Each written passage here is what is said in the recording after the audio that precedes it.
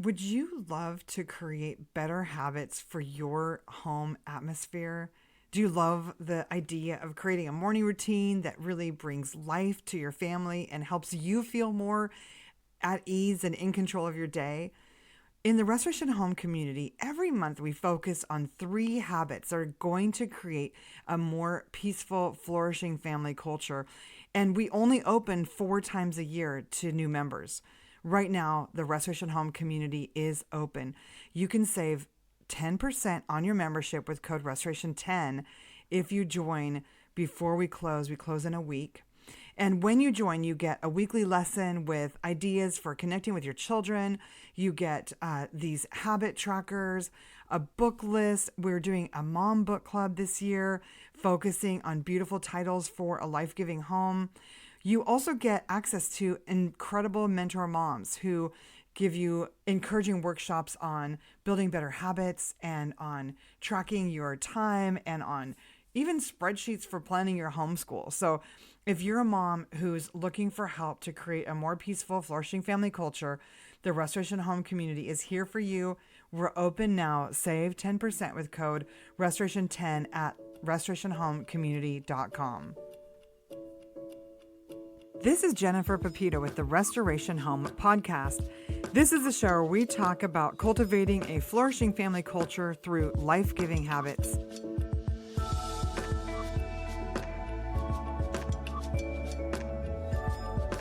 And today on the show, I'm so excited to be chatting with Jennifer Dukes Lee.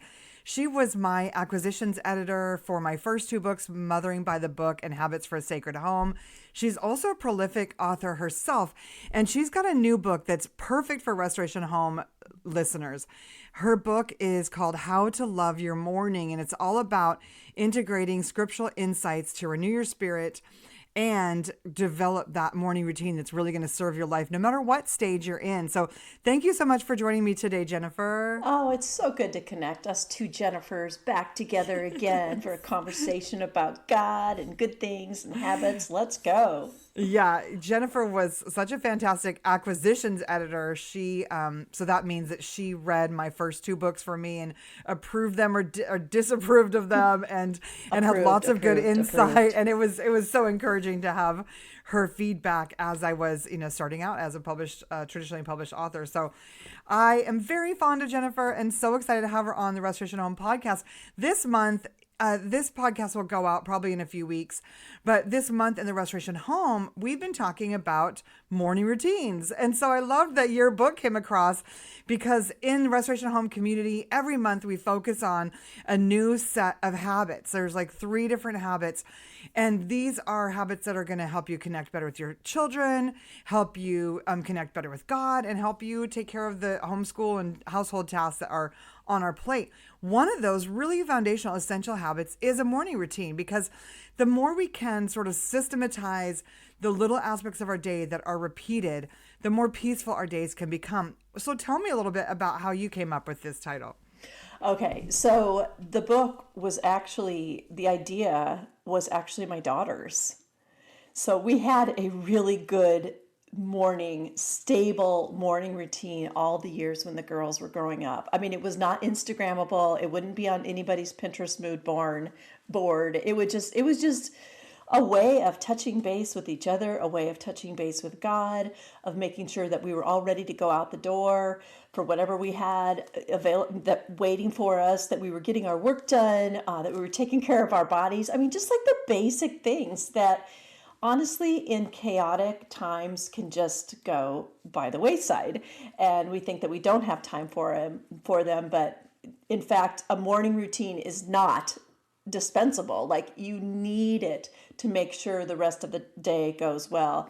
And now that my girls are out of the house and have taken some of those habits and routines with them into their adult life, they're seeing the value of what they had growing up. And again, it wasn't anything that to me that even seemed special at the time, But we were on vacation, the girls, the adult girls, Scott and I, my husband is Scott, and we were talking about how many things we wanted to do that morning on vacation. We wanted to see the sunrise. We wanted to, get our favorite espresso, walk on the beach, maybe like get in a little exercise, and all these things. Read our Bibles together. And I'm like, girls, I just wish that time would stand still. I love mornings so much. And Lydia, she laid her hands on the table and she said, Mom, you need to write a book about mornings. And I'm like, oh, I do. But I didn't even really know what that meant. Then for the next several, throughout the vacation, we just started talking about what mornings were like at home. But I knew that I didn't want to come to this book from a way of saying, well, this is how mornings are done right. Like I did them right. I didn't want to go to the Bible and say, okay, God, show me in scripture like how all the things I was doing was right. Instead, I was like, nope, we're going to start from the beginning. And I was like, we're studying all 200 mornings of scripture. There's more than 200 of them. I studied them all because I wanted to know what God has to say about mornings. So the whole book on how to love your morning is rooted entirely in scripture and the whole biblical narrative, where mornings play a central role. Wow, that actually kind of gives me the shivers a little bit. Just thinking about that our morning routines aren't just about what's most efficient for our family or what's going to best set us up for a peaceful day, but actually have a connection to God, that God actually has something to say about it. So I'd love to have you just give us a few of those highlights. Yeah, so I ended up studying all those mornings over the course of a year. And one of the very first things I discovered in Genesis was that the very first thing that God created on the earth was a morning when he said, let there be light. And then I go through the biblical narrative in the Old Testament, and over again, God is basically saying, you will not hit snooze, you will not procrastinate and wait until noon. I want you to do this thing, and I want you to do it right away in the morning. He often says very early in the morning. Also, I'm not suggesting that everybody has to get up very early in the morning. We can talk about that later. But over and over and over in the Bible, God is saying, very early in the morning, I want you to do these things. And you see it very early in the morning. Abraham, Jacob, Joseph, David, Abimelech, over and over again, very early in the morning, they were called to a place of obedience. And then, of course, we get to the New Testament and we see a really difficult morning, the worst morning in the history of mornings, which was crucifixion morning. And we see the most miraculous, hope-filled morning ever in the history of mankind, and that was resurrection morning.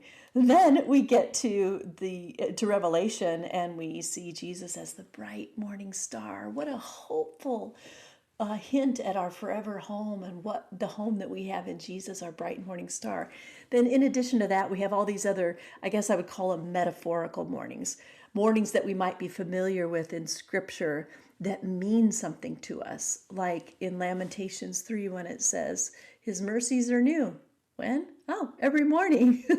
In Psalm 30 verse 5, like your weeping may last for the night, but when does the joy come? Joy comes in the morning. Over and over again. I was like blown away. So the whole book is based on these scriptural mornings and what God intends for us at the start of a day. Well, I love those last two verses that you mentioned, because I think for moms, it's so easy to end the day feeling like, oh my gosh, this day was so full of failure. I yelled at my kids, or I didn't get the dishes done before I went to bed, or, there's just so many opportunities for disappointment in motherhood. And yet his mercies are new every morning, and yet joy comes in the morning. So there are these encouraging promises to us. One of the things that I especially love about a morning routine is that it can help us be more productive. Like when you know what's coming next. But there are seasons where productivity is not even really that possible. Seasons where you're on bed rest while you're pregnant, or you have a new baby, or you have a nursing baby that's up all night, or you have a sick child. There are these different seasons. How have you developed a routine that works for you and then adapted it for those seasons? Yeah, so I got to tell you, Jennifer, when I first created the book, my hope was that I could come up with a one-size-fits-all tried and true morning routine that works for everybody, because there's secular books like that that say everybody needs to get up at 5 a.m. and then these are the 10 things that you need to do before 6 a.m., that kind of thing, and it became clear to me that that was not possible. So what I did was I ended up interviewing several hundred women at various stages of life, from college-aged girls to young single professionals, stay-at-home moms, office moms, empty nesters, retirees, and widows. And in the back of the book are morning guides for each of these types of women with tips and suggested routines from people in those stages of life, because we all have a different reason for wanting to get up or not get up. We all have different challenges at night. All have different challenges as we wake up, whether it's the inbox that's full, whether it is kids that were, suddenly mysteriously appearing at your bedside in the middle of the night, and you're like, is this a horror film or is this parenting? Like, what is happening here? I mean, there's so many different variables to the ways that a morning can go, but it's really important, even if the pieces look different, to come up with something that works for you, and also to give yourself flexibility so that the routine can flex as you move through these different stages of life, and so that it can flex even day by day in the same season of life, because your Monday might look a lot different than your Saturday, and you need to have routines that flex. Yeah, I think that's so important because, for me, on a normal daily basis, an ideal morning includes, waking up and reading at least some scripture and doing a little bit of journaling, and then doing some movement or grounding or getting outside, and definitely my coffee.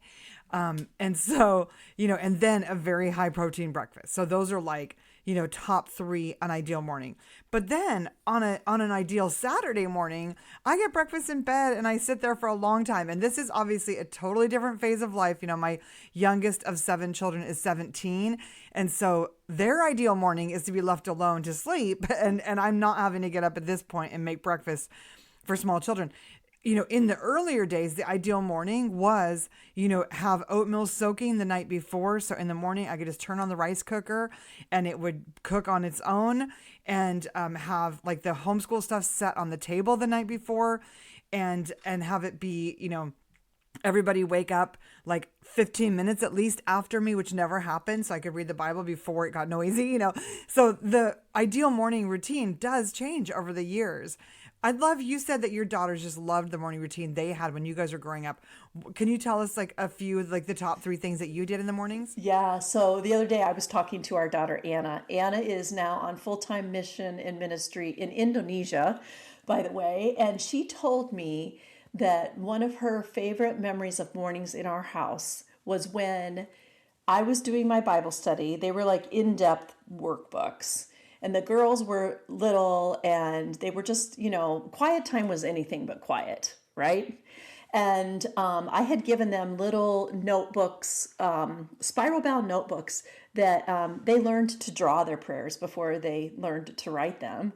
And then as they got a little bit older, they began to, write their memory verses. They began to write their prayers. And Lydia or Anna was telling me, I never get my kids' names right. Like 50% of the time, I'm getting them wrong. Can I just say, Anna was saying how she loves to look back on those and see like her backwards ends or the letters not quite right.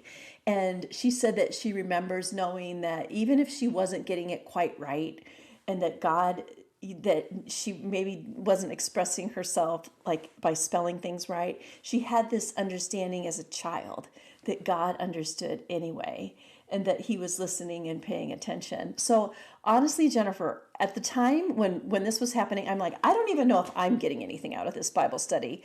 And I don't know if they're getting anything out of it. They're just kind of scribbling in these little notebooks. But now here we are all these years later. And I have my adult children telling them that the things that they learned in little simple ways like that were just consistent, became a good memory for them and some of their earliest memories of connecting with God. So my quiet time wasn't very quiet, but it was effective, and that's what matters most. Yeah, I think that's so encouraging for moms who feel like, I'm not getting really, Bible study time. And especially there's a lot of people who are in the restoration home community who early in their lives, they might have been like YWAM missionaries. They might have gotten married a little bit later in life.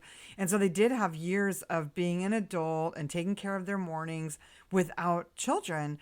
And it is a big adjustment all of a sudden to be like, wow, I mean, I can't just sit there and do an in depth Bible study in the mornings. I've got to get my kids going, or I've got to make breakfast for them. And so, for some of those moms, I would just say, start with an audio Bible. Like, I love the Bible in 1 Year by Nikki Gumbel is a great one.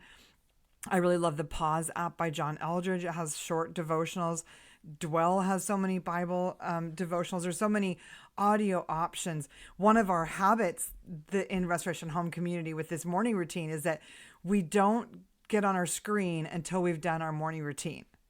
And so, that's kind of tricky for some of those moms who have their workout app on their phone and their audio Bible on their phone. But for those ones, it's easy to either ask Siri to start something for you. Siri, can you play the Spotify Bible playlist or whatever? And or just, having maybe sometimes deleting some of those distracting apps off your phone. Because I think those are the worst mornings for me, is when I wake up, immediately grab my phone, and then an hour later I've tried to clean out my email inbox, but had spent no time with the Lord and feel a little frazzled to boot. Yeah, that's absolutely right. I think that is such a good point. Every aspect of our lives are now controlled by this little rectangle.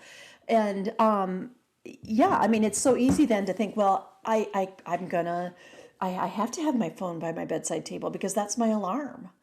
Or I have to have it because what if I get an important text in the middle of the night from an adult child? Like, I get all of those things, but there are things that we can even do related. Remember the old-fashioned alarm clock? Remember those?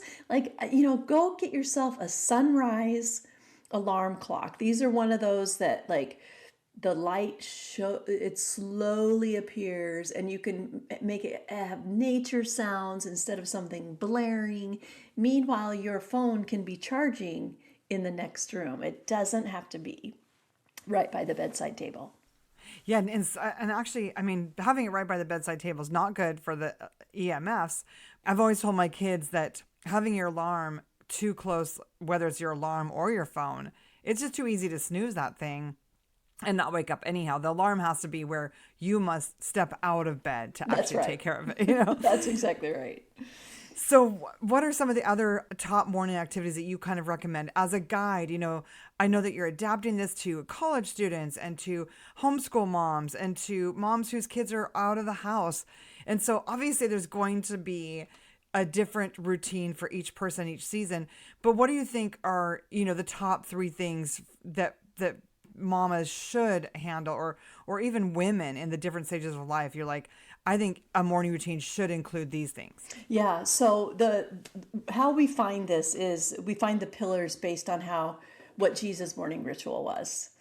And we know that what it is, even though it doesn't say this is Jesus' morning ritual, we know it because Jesus, as a devout Jew, would have heard a prayer called the Shema every morning. It would have been part of the morning ritual.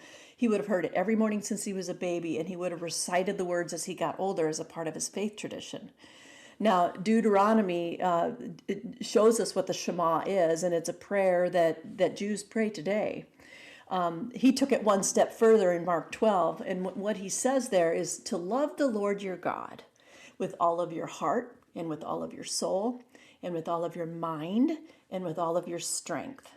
So therein lie the pillars of a really healthy morning routine for all of us. What does it mean to love the Lord your God with all of your heart and your soul? It might look a little bit different for each one of us, but it's tending to the heart and soul by spending time with God, whether it's an audio Bible, a worship music set while you're working out, sitting down for quiet time, filling out your gratitude in your prayer journal, like filling and loving the Lord your God with all of your heart and soul, and then loving the Lord with all of your mind. So what does that look like? Taking those thoughts captive and making them obedient to Christ, asking for the mind of Christ, replacing all of those things that weigh our minds down in the morning with truth and the reminders of who God is. So that's going to, again, look different for everybody depending on the season of life. And finally, to love God with all of your strength. And I take this very literally. I take this in a very embodied way. I take this as God saying, I care not just about your soul, I care about your body. Jesus was embodied after all. He needed sleep, he needed breakfast.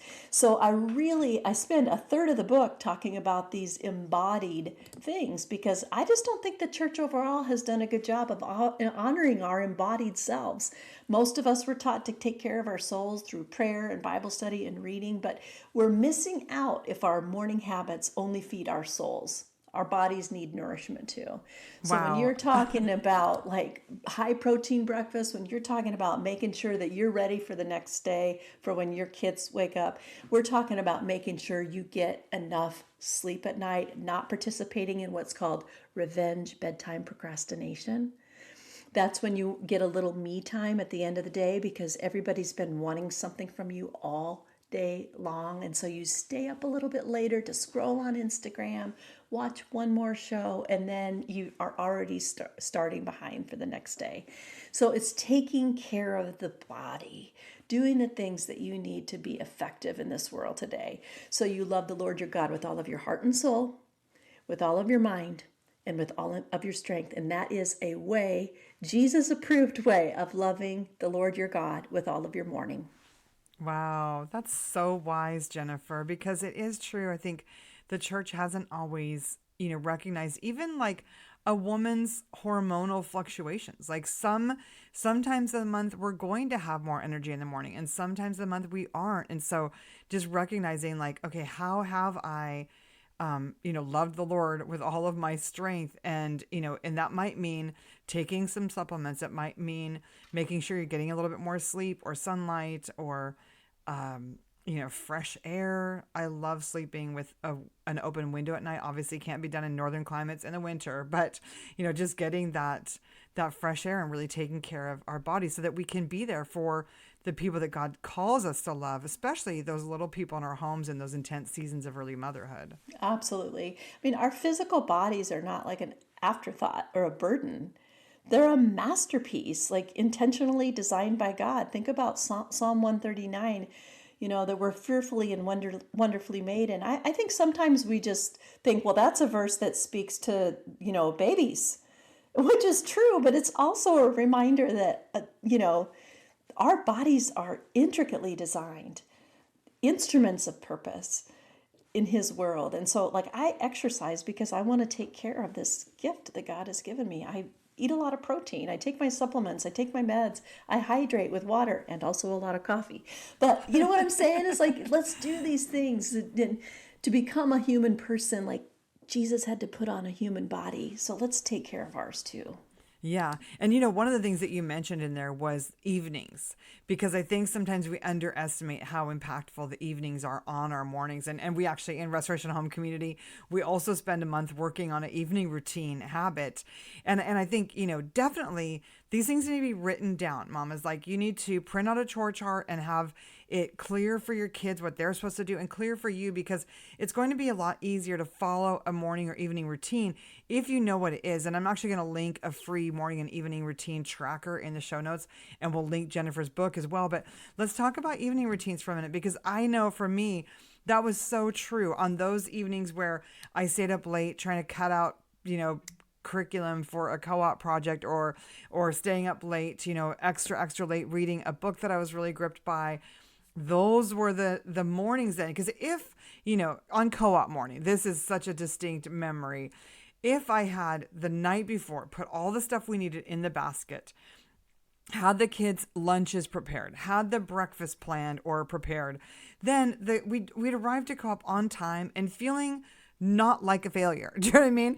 But on those days when I went to bed too late, or was out or whatever it was, and then woke up completely behind the eight ball, that is when you show up to the next event feeling like a failure. Or maybe you yell at the kids because they're taking too long to find their shoes because you didn't set them out the night before.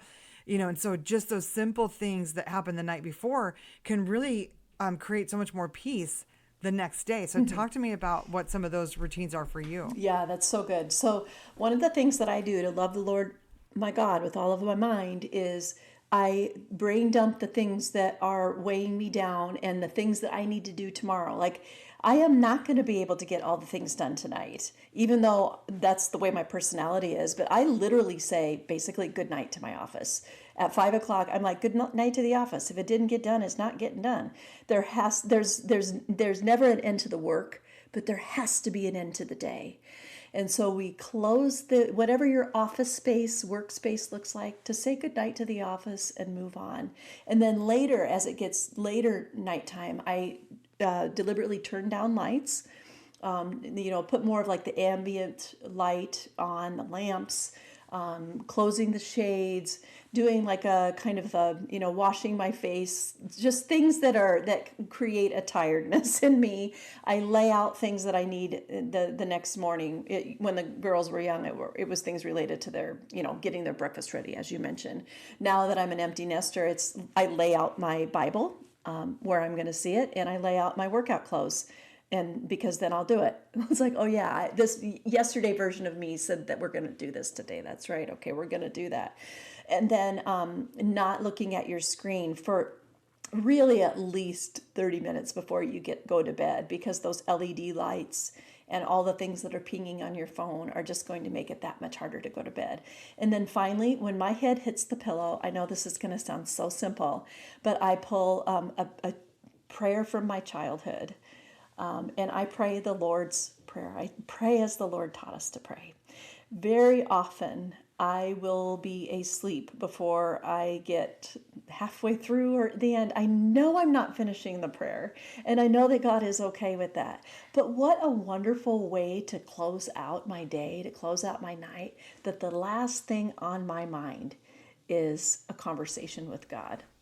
Yeah, those two of the things you said really hit for me. One, the brain dump, because it is easy, I think, for moms to lay awake at night thinking about, oh my gosh, I forgot to pay that credit card bill, or oh, I forgot to get that co-op project ready, or I forgot to make the dentist appointment, whatever it is. And that can create sleeplessness, but then also that tendency to not like sit there worrying because you didn't do the brain dump.